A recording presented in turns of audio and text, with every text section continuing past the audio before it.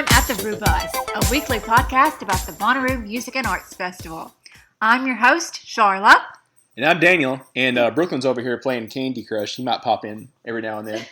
You're going to call me out about the Candy I do got to call you out about that. How did that last game go? I lost. She lost. Oh, okay.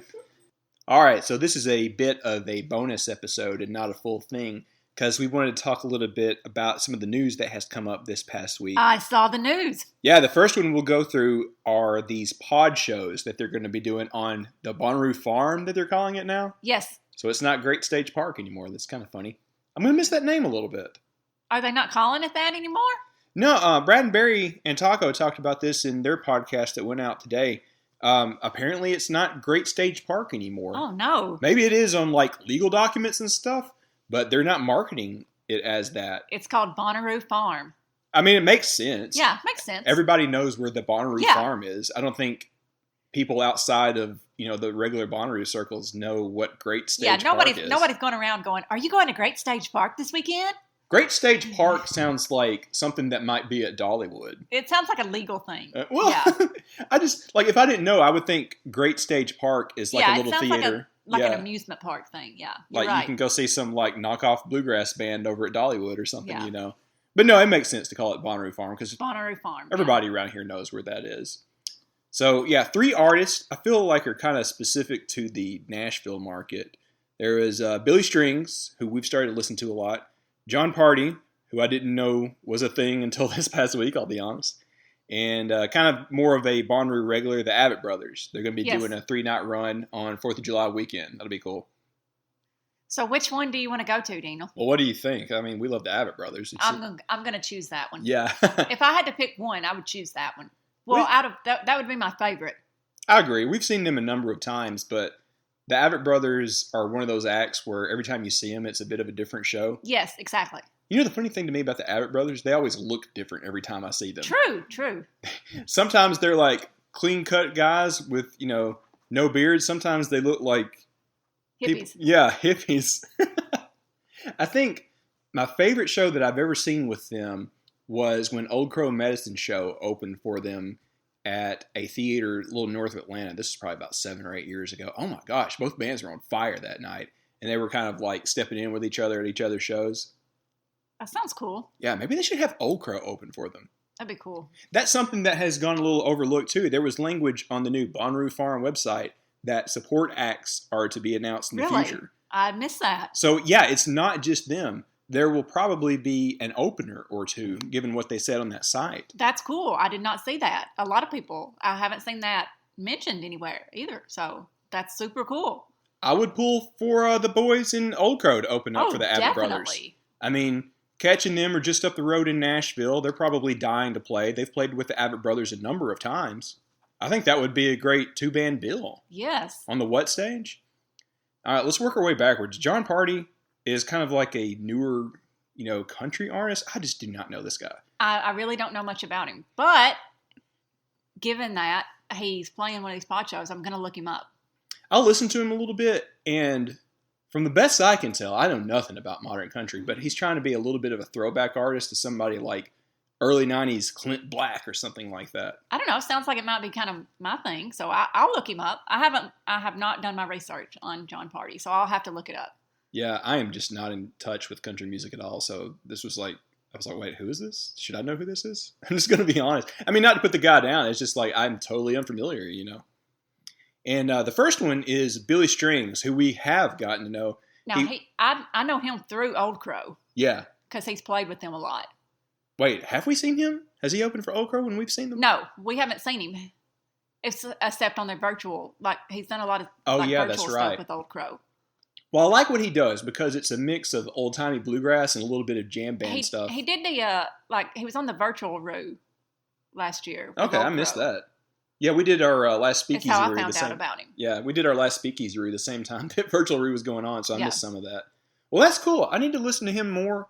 And if they didn't have the Abbott Brothers, I think I would be going to see Billy Strings. Definitely. I like what he does. It's taking bluegrass in a slightly new direction. Yeah, it's a exactly. lot of fun. So, I think while they are clearly targeting this towards the local Tennessee market that's just going to drive in for, the day, the night, whatever, it's a good start. We've known that they want to do stuff like this for years. And, I feel like this past year finally forced their hand on it a little bit so they could have something going on over there, Right. Now, here's my question. When you go to one of these pod shows at the Bonnaroo Farm, is it going to be only a show? Like, is there going to be any of the Bonnaroo vibe there at all? Well, there's no camping. They've already said no camping. Yeah, I think that's kind of a lame idea, but I understand why. Yeah. So I don't know. Is there going to be any Bonnaroo vibe, you think? Or Well, they have not started building back a new arch, which, I mean, if you look at all their marketing material, they're clearly going to at some point. right. It's not going to be the Squarch that much longer if we have to have it again. I would love to see a new arch there if there's going to be these pod shows. There may not be enough time, though, because the first one is going to be Memorial Day weekend. And then the next one is the 4th of July weekend for the Allen brothers. So maybe they aren't going to have that yet. But I would love to see other things that kind of give it that Bonnaroo vibe. Right, exactly. Or else, like, what's the point? It could have been in any random field, Right. Well, I mean, you got the Caverns, which is just about, 30 minutes away. Just up the hill, yeah. Right. And they've been doing their version of pod shows. Mm-hmm. So is it going to be something similar to that? It looks like it, yeah.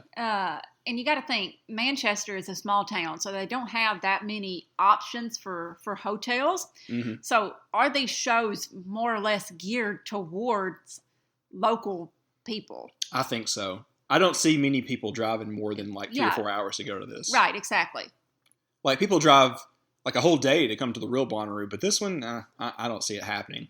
And maybe it was designed to be that way. Right. Yeah. I mean, you obviously don't want a lot of people, drinking and driving and spilling out onto Interstate 24. Well, that's what I'm afraid of. This conversation came up on the Bonnaroo Reddit this past week. Like, if you are going to have any type of show at the Bonnaroo Farm, people are used to there being certain activities on that property, right? So if you're telling them, well, you got to pack it up and leave at 10 or 11 p.m., that's a potential problem. I don't know. I personally feel like it's a bigger problem to invite people to drive on the road after all that than any problem from camping. I mean, I'm just going to be honest. I think it's not only a little bit of a lame idea to not have camping, but it's, I don't want to say irresponsible, but maybe not the safest idea. I don't know. I just wonder, I guess it's geared towards locals maybe then. Yeah, well, it is. The site says no tailgating. And I'm like, is there going to be a no fun police patrolling out in the parking lot out there in the field? I mean, how do you... No fun police. Well, exactly. It's what do you define as tailgating? If I'm just sitting out there for a half hour getting my stuff together and getting kind of settled in, and I've just got a Bluetooth speaker in the back of your car, is that tailgating? Are they going to tell me, no, you can't do that? I don't know. I think there's just a lot of questions with that. Yeah, a lot of people, I was seeing comments on the Reddit post about it, people saying, I have so many questions. I have questions about this. So I think there's more information to come. And I think what we saw this week was just the very first, hey, this is happening. I don't think we got the full details of the events. Well, I hope they do clarify that. And I hope the kind of strictness about any tailgating does lighten up. And I hope that they do consider camping. Because if you're just going to be on the farm for 4 hours, you can't lollygag in the campground. You got to go right in, go right out, and leave. Right. I'm like, and what is the point? Manchester does have some hotels. I mean, it's not barren. Not a lot. I mean, it's just limited. Yeah. So, I mean, there's going to be an after party somewhere. It's just a matter of pushing away liability from one place to another, I suppose. So, I don't know. I don't pretend to know. But I don't know. I'm going to be honest. I'll call them as I see them. I love Bonnaroo to death, but I think parts of this are a little misguided, to be honest. You think so? Yeah, I think there does need to be a safe way to have tailgating. I mean, you got acres and acres and acres out there. Space the cars apart, So it's going to happen inevitably. These shows, you don't pull up with your car? No. They're going to have roped off pods like they did at the caverns. Okay. Honestly, that might have been a little cooler. It would tear up the field, though. Yeah, out there. true. It wouldn't have worked. Very good point. But I mean, we've done some of these kind of shows, and I know, almost exactly a year ago when the pandemic forced places to do this sort of thing, everybody thought it was going to be lame, and they're kind of not, really. I mean, they're not the best thing, but they're not just boring and stupid either. Right, no. I've really enjoyed it. Yeah. And I just feel like they've got to find a way for it to still have the Bonnaroo vibe. It can't just be something that happens to take place there. Can't just be any old concert. Yeah. That just happens to be. I was talking to our buddy that runs the festival this past week, and he brought up a good comparison. Red Rocks is a place where it's not a campground. It's a place where you have shows, but it's a place that people go to experience. Right. Because it's like a destination location. You got the awesome view there, and there's some other fun stuff that happens there. How do you do that on the Bonnaroo grounds without it having that Bonnaroo vibe? Because that vibe to us is like, seeing a bunch of crazy totems, running into your buddies, seeing crazy costumes, weird, random, funny stuff happening in the campgrounds. If you're not allowing any of that kind of stuff with the no fun police, is it a Bonnaroo event? I don't know. I don't know, but in any case, I'm thankful that live music is coming back. Oh, yeah. Some way, shape, form. Form. Yeah, it's happening on some farm. You almost said farm. So I'm thankful for that, regardless. Yeah, that's true. I mean, okay. I'm having some healthy cynicism here, I hope. I just feel like there are some unanswered questions. Yeah, I think there's still some questions to be answered about it, definitely. But I'm thankful that live music is coming back. So bravo for that. Yeah, so at least there is that. Yeah. All right, so part 2. Again, this is going to be another instance in which we implore you to go listen to the What Podcast. Please go listen to the What Podcast, as they are the news. Yeah, but since Barry talks so much about me in this last episode, I'll talk a little bit about them. So everybody saw that Brad was talking about Domino's and not the pizza. Heard. So, yeah. Read too on Twitter. Yeah, whatever. So go listen to them first. I'm going to pause. Okay, great. I'm going to proceed as if you just paused us and listened to them first. So if you did, you heard Brad talk about how, we can pretty much expect September-roo, which I think we have kind of assumed this for a little while, right, Charlotte? I think a lot of people have. I mean, especially with so many other festivals announcing. Yeah, there have been a lot this past week. So what all was there? There was the summer camp. It's kind of like a jam band EDM festival. Announced an amazing lineup, actually. They did, yes. That looked really good. I would be really tempted about that. What else has there been? Hinterland in Iowa announced. Oh, yeah, it was kind of more Americana-focused. Speaking of somebody having the Abbott Brothers in Old Crow, that was another one. Yeah, that's funny. I didn't even think about that. But there's been so many. I mean, you can go look it up. Yeah, it feels like after this past week, the floodgates have opened, and just so many festivals are coming back. Another one was Life is Beautiful in Vegas. Remember that? Yes. 3 Points Miami, I think, was another one. Oh, gosh. It's all happening all of a sudden, so I'm having a hard time keeping up with which ones. Yeah. The Life is Beautiful in Vegas announcement threw me off guard because if anybody listened to us last week, I was starting to get afraid about Tame Impala not showing up in the States. But that pretty much tells us, you don't have to worry about that. They're coming. I mean, they're in the States at least. Yeah, so I mean, they're going to be in Vegas for that show right around the time Roo is. So I guess that tells you that their tour is happening. Mm-hmm. Maybe I don't have to buy tour tickets if they're going to be at Bonnaroo. Feel like we should know here in the next couple of weeks. Yeah. I'll be able to make a decision on that. So here's my question for you, Charlotte. Yes. It looks like September is safe, but we're still going to be living in the kind of gray territory of the post-Rona times. Right. So what would you think is going to be different in September? Gosh, I don't know. It's hard to say because festivals haven't really put out their Rona plans yet. Yeah. Life is Beautiful said that there would be some regulations and changes, but they haven't really said what. Yeah. I feel like this is the thing that is still delaying stuff a little bit. Right. Whatever. It's hard to say what those may be. Now, I'll tell you what I kind of expect. I kind of think that there will be way more entrances into Centeroo. I think that there's going to be a different entry procedure, which actually I have a little bit to talk about with that in just a moment.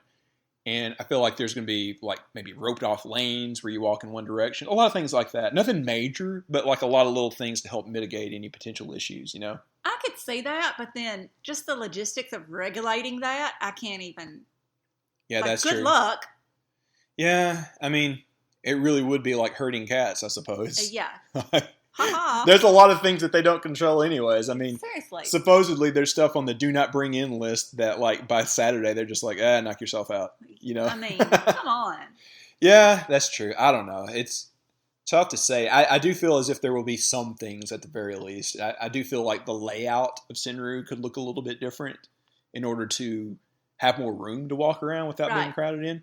Okay, so say for example, we've been in this situation before. When you leave the what stage after a big act, and you're walking over to the which stage, there is always a giant funnel of Right. people that crowd up on that bridge. Yes. You know what I'm talking Yes. about? That bridge that's only been there Yeah, for a few everybody years. knows, Yeah. We talked about this before. You remember the Just Keep Swimming night, Brooklyn? Yep. That's a whole other story I think we've told before. But that would be something that they need to make some changes for, so that big crush of people doesn't happen. If only for the PR purpose. You wouldn't want pictures of that getting around in like September, right? Right. Yeah. So I feel like maybe there should be a lot more lanes between the what field and the rest of Bonnaroo, you know? Yes. It's a little tough, but I mean, you can just move around where some of those tents usually are, you know? So that's why I think, yeah, it might look a little bit different. But I don't think it's going to be completely unrecognizable or anything. Exactly. Okay, so you said something about entrance. Yeah, so there was a interestingly worded article in the Manchester Times this last week, which I'm going to be fair, a lot of people on like Inforoo and the Bonnaroo Reddit said that it gave them a stroke. It could have used another pass or edit. I'm just going to be honest. But there was some good info in that where it was first spilled that the pod shows were happening. It was like a city councilman or alderman. Ryan taught me that. Right. They said something about the pod shows, and it turned out they were right.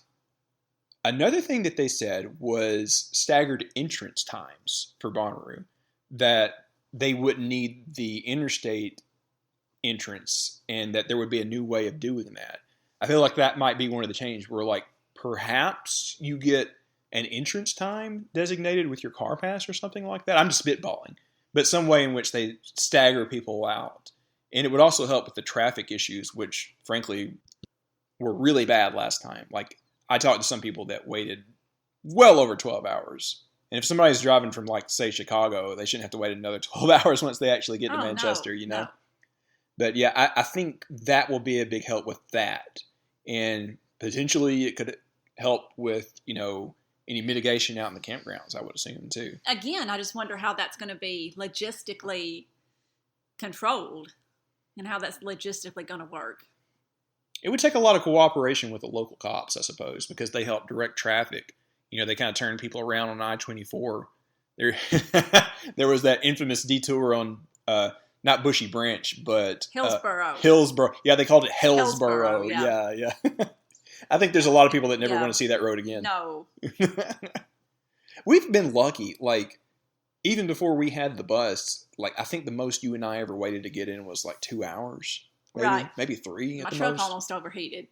Oh, yeah. Charlotte had an Yeah. old Toyota truck. Aaron was with us that one year. Yeah. We had a camper behind That was us. the longest we've ever waited. And that was like 2015.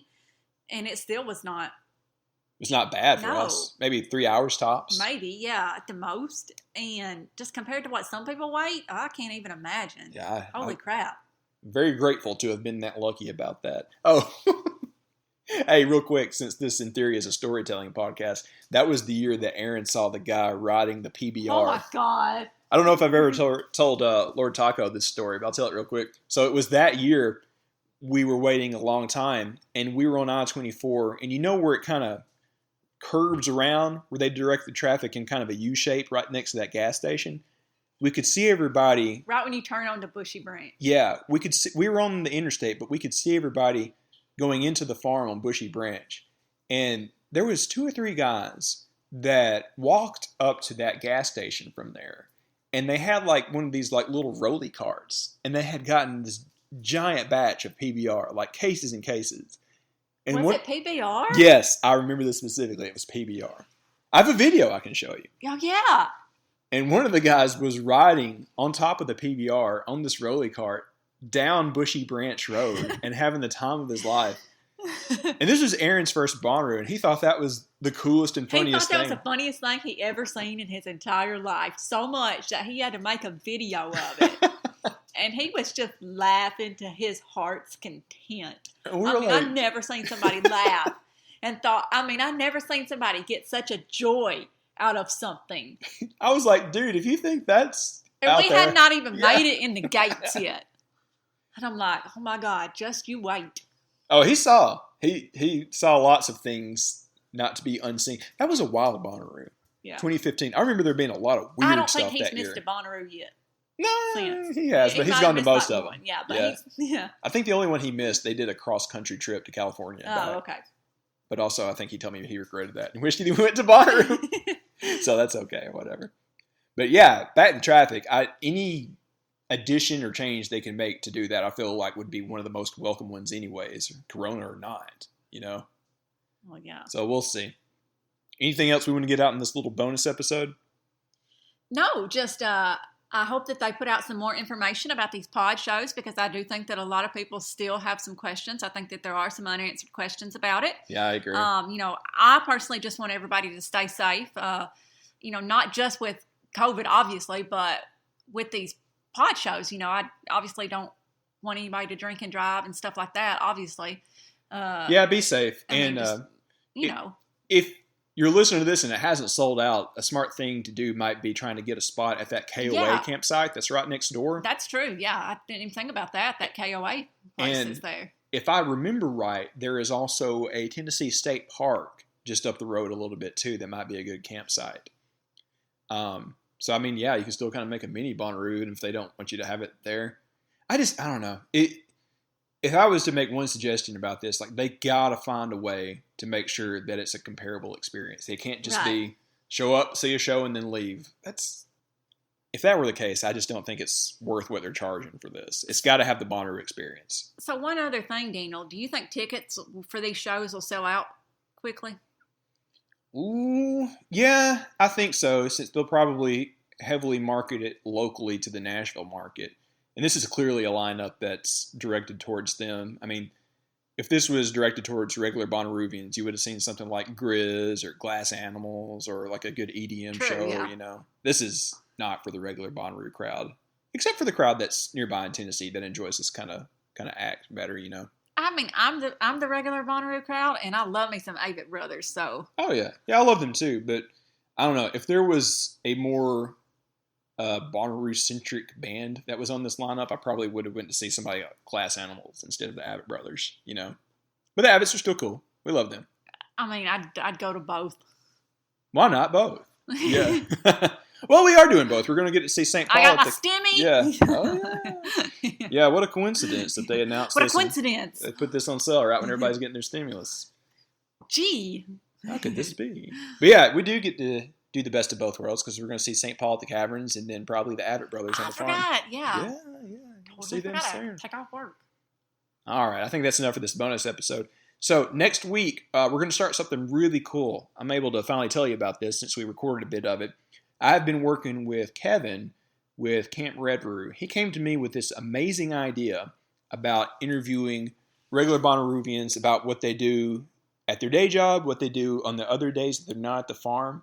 So he's recorded a few of these already, and next week I'll talk with him a little bit about what he has in mind for these, and he's got 2 interviews in the can already. That's awesome. Yeah, it's the coolest idea. He just texted me out of the blue, and I was like, dude, that's amazing.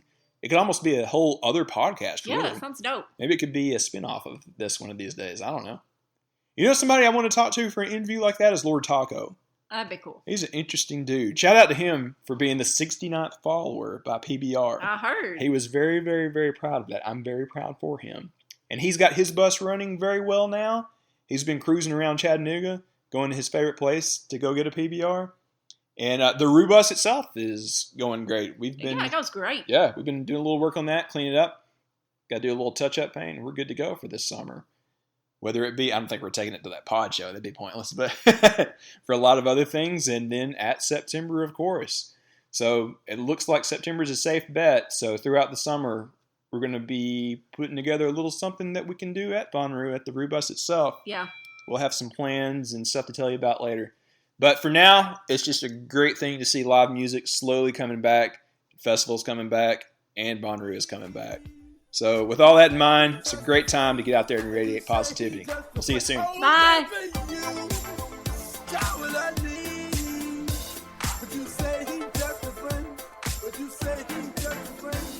So I came to a college on a surprise visit to see my